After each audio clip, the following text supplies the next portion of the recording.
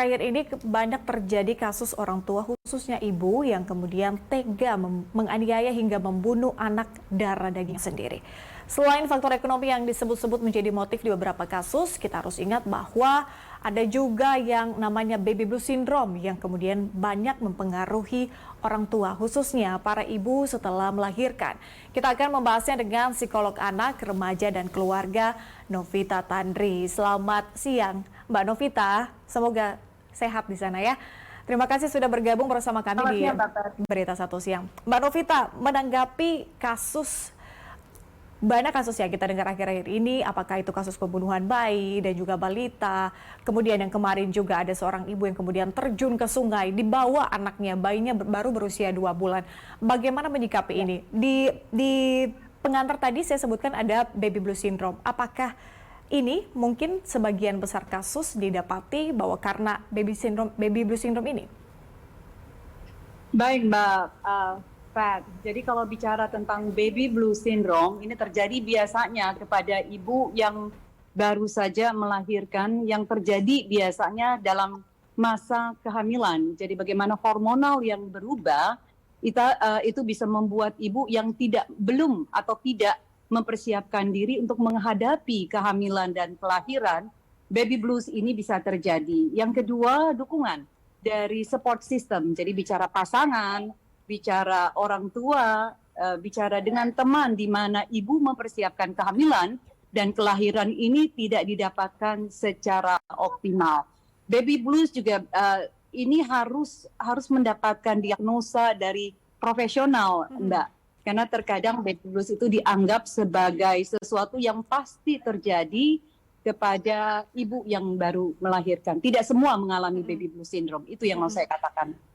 Artinya di sini ini soal kematangan psikologis ya dari orang tua, sesiap apa sih kemudian mempunyai seorang anak mungkin baru pertama kali dan banyak memikirkan hal yang mungkin sudah melampaui gitu ya, belum punya anak tapi banyak pikirannya sudah banyak sekali. Nah, bagaimana kemudian mempersiapkan diri sebetulnya Mbak Novita pada saat kita akan menjadi orang tua, kelak akan menjadi ibu begitu.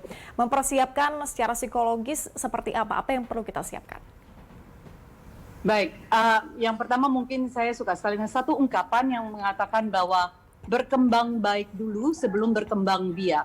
Karena untuk mempunyai anak adalah merupakan amanah dan tanggung jawab. Bukan saja secara psikologis, tapi kita juga bicara secara fisiologis dan juga siap secara finansial. Nah, pernikahan usia dini yang terjadi biasanya secara reproduksi atau fisik tidak siap. Yang kedua, bicara secara psikologis juga belum siap. Dan ditambah dengan finansial, kesejahteraan ini juga belum siap. 3 faktor ini yang menjadi seorang orang tua yang mendapat tanggung jawab di dalam keluarga tidak bisa menjalankan perannya secara maksimal. Bagaimana mungkin dengan indikator mungkin ya Mbak Novita atau mungkin faktor-faktor misalnya seseorang memiliki pengalaman buruk pada saat kecil misalnya atau mungkin pengalaman di masa lalu kemudian terbawa-bawa lah pada saat akan menjadi orang tua. Bagaimana kemudian meminimalisir hal ini berdampak kepada secara psikologis?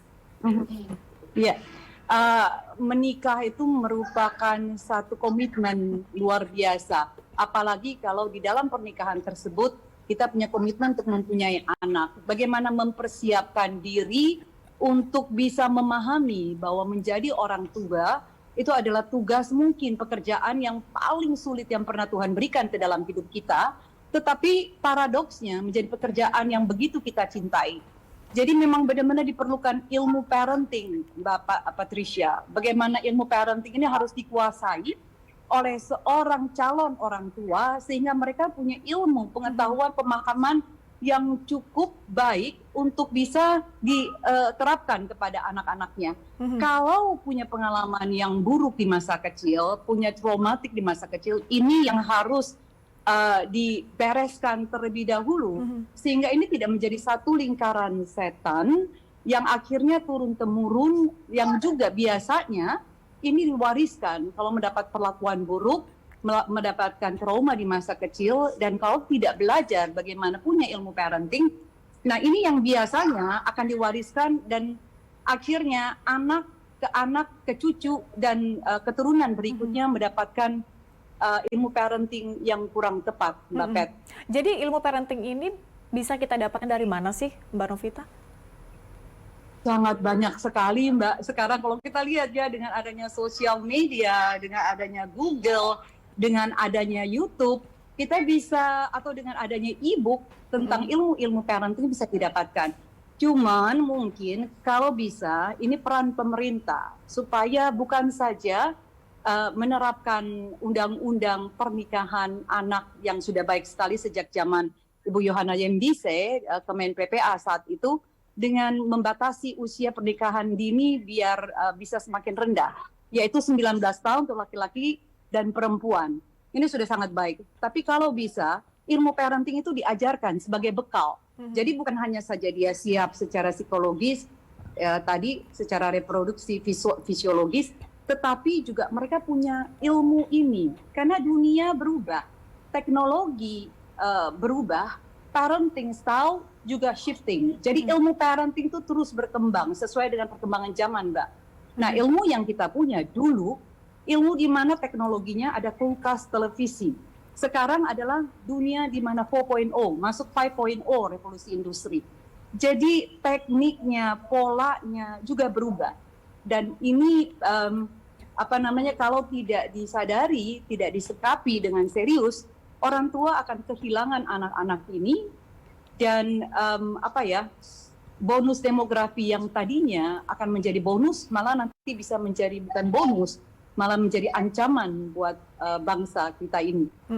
Mbak Novita, tapi kalau misalnya berbicara mungkin sudah mengalami atau sedang mengalami baby blue syndrome, atau mungkin tadi saya katakan punya trauma di masa lalu, terus Mbak Novita mengatakan bahwa itu kita harus tangani dulu nih trauma yang di masa lalu. Ya. Caranya seperti apa? Bagaimana kita berdamai dengan hal-hal itu? Karena ini kan bisa kita katakan mungkin sulit untuk beberapa orang. Baik, kesehatan mental itu penting sekali, Mbak. Sama pentingnya dengan kesehatan fisik ya. Jadi mental health matters, dan kita bisa sadari itu di masa-masa pandemi kemarin, bagaimana kita melihat bahwa psikosomatik, cabin fever itu terjadi pada saat orang di lockdown. Jadi buat saya adalah perlu mencari pertolongan profesional. Kalau tidak bisa, cari orang yang bisa diajak bicara. Jangan sendirian.